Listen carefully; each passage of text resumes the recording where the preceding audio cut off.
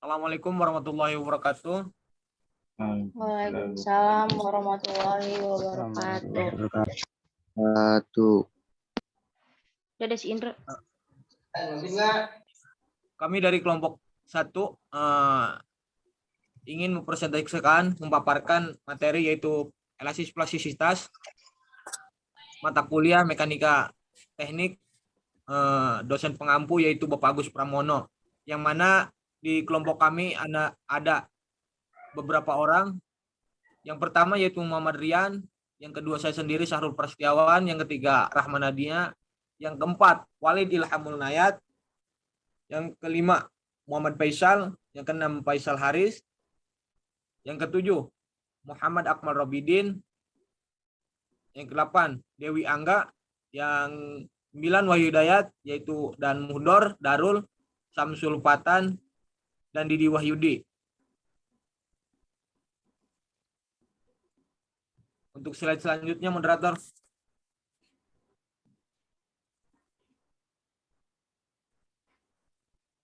Nah, di slide pertama ini yang akan dibacakan oleh Saudari Nopi. Saudari Nopi, saya persilahkan. Terima kasih moderator. Di sini ada plastisitas. Plastisitas adalah sifat yang dimiliki oleh suatu material, yaitu ketika beban yang diberikan kepada suatu benda atau material hingga mengalami perubahan bentuk, kemudian dihilangkan lalu benda tidak bisa kembali sepenuhnya ke bentuk semula. Peningkatan pembebanan yang melebihi kekuatan lulu atau yacht strike yang memiliki plat mengakibatkan aliran deformasi permanen yang disebut plastisitas. Menurut Mendelssohn 1983, teori plastis terbagi menjadi 2 kategori, yaitu untuk selanjutnya akan dibacakan oleh Saudara Robi. Saudara Robi, saya persilakan. Terima kasih moderator.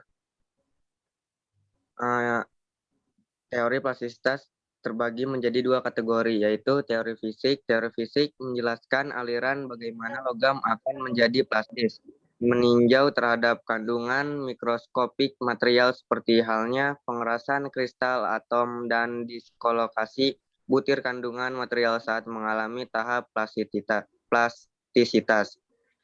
Yang kedua ada teori matematik. Teori matematik berdasarkan pada fenomena logis alami dari material dan kemudian dideterminasikan ke dalam rumus yang digunakan untuk acuan perhitungan pengujian material tanpa mengabaikan sifat dasar material. Ya, terima kasih Saudara Robi. Untuk slide selanjutnya. Nah, untuk plastisitas ini akan dibacakan oleh Saudara Ryan. Saudara Ryan, persilakan. Baik, terima kasih untuk dalam plastisitas kita pasti mengetahui yang namanya tegangan dan regangan. Berikut penjelasan tentang tegangan dan regangan. Tegangan atau stres. Tegangan adalah tahanan material terhadap gaya atau beban. Tegangan diukur dalam bentuk gaya perluas. Tegangan normal adalah tegangan yang tegak lurus terhadap permukaan di mana tegangan tersebut diterapkan. Tegangan normal berupa tarikan atau tekanan. Satuannya adalah SI. Untuk tegangan normal adalah Newton per meter kuadrat atau Newton atau Pascal. Ya, mungkin cukup itu. Selanjutnya. Ya. Untuk selanjutnya di materi tegangan dihasilkan itu akan dibacakan oleh Saudara Walid. Saudara Walid, saya persilahkan. Ya, terima kasih moderator. Tegangan dihasilkan dari gaya seperti tarik, tekanan, atau geser yang menarik, mendorong, melintir, memotong, atau mengubah bentuk potongan bahan dengan berbagai cara. Perubahan bentuk yang terjadi sering sangat kecil dan hanya testing making atau adalah contoh peralatan yang dapat digunakan untuk mendeteksi perubahan bentuk yang kecil dari bahan yang dikenai beban Cara lain untuk mendefinisikan tegangan adalah dengan menyatakan bahwa tegangan adalah jumlah gaya dibagi luas permukaan di mana gaya tersebut bereaksi. Ya, terima kasih Saudara Walid. Untuk poin selanjutnya, materi selanjutnya akan dibacakan oleh Saudara Faisal Haris. Faisal Haris, saya persilakan. Baik, terima kasih moderator. Tegangan normal dianggap positif jika menimbulkan suatu tarik atau tensil dan dianggap negatif jika menimbulkan penekanan atau compression. Tegangan normal adalah tegangan yang bekerja tegak lurus terhadap bidang luas. Tegangan adalah besaran pengukuran intensitas gaya atau reaksi dalam timbul persatuan luas. Tegangan menurut Mark Siniak dan kawan-kawan tahun 2002 dibedakan menjadi dua, yaitu engineering stress dan true stress. Engineering stress dapat dirumuskan sebagai berikut. Kita bisa dilihat di sini ada rumus-rumusnya, di mana di sini ada rumus di dalam slide yang saya bacakan ini, tinggal dibaca. Lalu sedangkan true stress adalah tegangan hasil pengukuran intensitas gaya reaksi yang dibagi dengan luas permukaan sebenarnya atau aktual. True stress dapat dihitung dengan, kita bisa lihat di slide ini. Dan juga tegangan normal dianggap positif jika menimbulkan suatu tarikan atau tensil dan dianggap negatif jika menimbulkan penekanan. Terima kasih. Ya, selanjutnya akan dibacakan oleh Saudara Muhammad Faisal. Saudara Muhammad Faisal, saya persilahkan ya. Baik, terima kasih moderator. Selanjutnya yaitu regangan atau strain.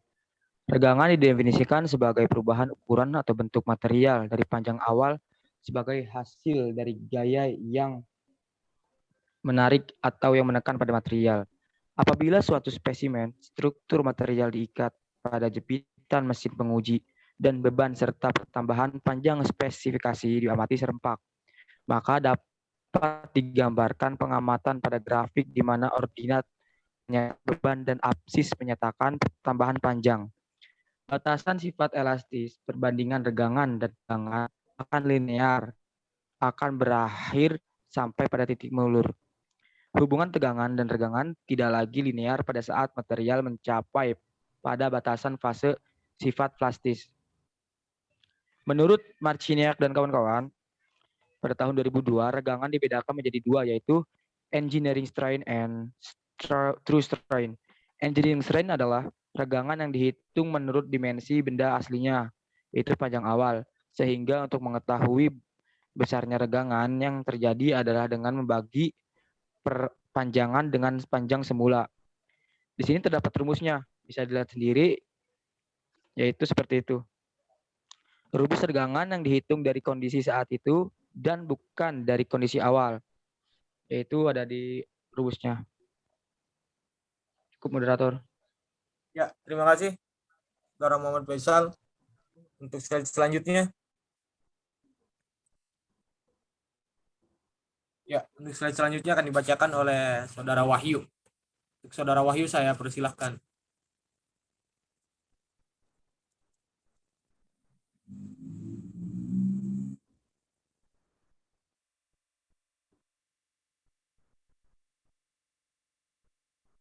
Ya, mungkin kendala sinyal ya, Saudara Wahyu. Saya ambil alih kepada Saudara Akbar. Saudara Akbar, dipersilakan ya. Ya, terima kasih moderator. Reaksi difusi plasitas Cournens. Reaksi difusi plastisitas merupakan proses perubahan bentuk benda dari bentuk asli menjadi baru dengan cara dipanaskan atau dileburkan. Adapun contohnya, biji besi yang dipanaskan maka akan berubah menjadi cair. Deformasi menurut KBBI, deformasi merupakan sebuah perubahan bentuk. Deformasi merupakan sebuah proses perubahan bentuk maupun ukuran pada sebuah benda karena adanya gaya yang terjadi pada benda tersebut dan juga karena adanya perubahan tekanan suhu pada benda. Untuk selanjutnya, untuk mengenai materi pembahasan mengapa pada sambungan rel kereta api dibuat berjarak, akan dibacakan oleh Saudara Muhdor. Untuk Saudara Muhdor, saya persilahkan. Baik, terima kasih moderator. Ya. Pembahasan mengapa pada sambungan rel kereta api dibuat berjarak. Unsur pembentuk rel kereta api. Rel kereta api merupakan sebuah benda yang dibuat dengan menggunakan besi ataupun baja bertekanan tinggi yang mengandung unsur karbon, mangan, dan silikon. Untuk bantalan rel sendiri, bantalan rel merupakan bagian yang terdapat pada rel khususnya untuk tumpuan dan penahan pada rel ke tanah agar tidak terjadi pergeseran. Bantalan rel biasanya terbuat dari kayu solid, besi, dan beton. Sekian, moderator. Ya, terima kasih Saudara Muhdor. Untuk pembacaan slide selanjutnya akan dibacakan oleh Saudara Rian. Saudara Rian, saya persilakan. Ya, selanjutnya itu ada penambat rel. Penambat rel atau yang biasa dikenal dengan pengikat atau baut ring yang berfungsi untuk mengikat rel dengan bantalan rel. Yang selanjutnya ada plat besi penyambung. Plat besi merupakan bagian lempengan yang terletak di bagian samping dan berguna untuk menyambungkan rel satu dengan yang lainnya. Yang ketiga itu ada batu kerikil. Batu kerikil digunakan pada rel kereta batu, mampu menahan getaran yang terjadi apabila kereta melewati rel dan mencegah namanya keretakan permukaan tanah.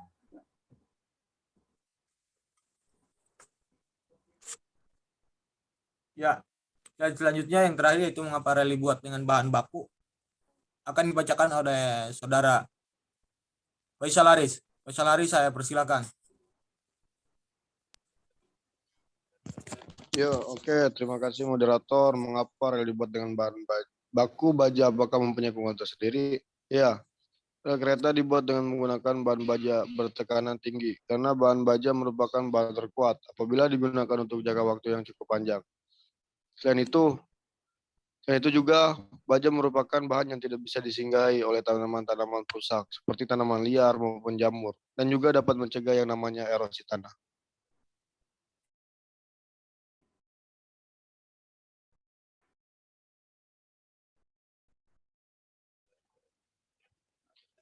Kenapa juga pada bagian sambungan rel kereta dibuat tidak rapat? Jawabannya berkaitan dengan salah satu bagian dari plastisitas, yaitu regangan. Rel kereta akan mengalami yang namanya pemuaian akibat gesekan antara rel dengan roda kereta. Dan juga karena perubahan panas yang terjadi akibat perubahan cuaca yang terjadi secara langsung terhadap rel. Nah, untuk mengantisipasi terjadinya kecelakaan kereta, akibat pemuaian rel, maka pada bagian sambungan rel dibuat berenggangan atau bercelah. Hal tersebut bertujuan untuk mengurangi pemuaian yang bisa disebabkan atau bisa menyebabkan kelengkungan pada rel. Terima kasih, moderator.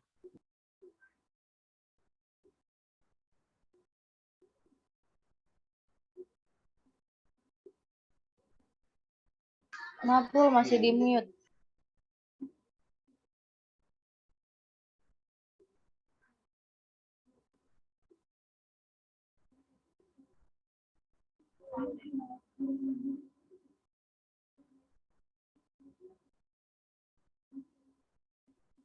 Oh ya. Terima kasih pada teman-teman ya yang sudah membacakan materi elastisitas pada kawan-kawan. Saya akhiri. Mohon maaf moderator, sebelumnya ada contoh lain dari plastisitas. Nah, contoh lain dari plastisitas Ya. itu ada Tambahkan, silakan.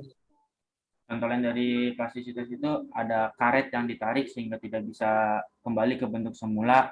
Terus ada lagi jika plastisin yang ditekan tidak bakal bisa berbalik ke tempat semula, dan plastik yang ditarik tidak akan kembali ke semula.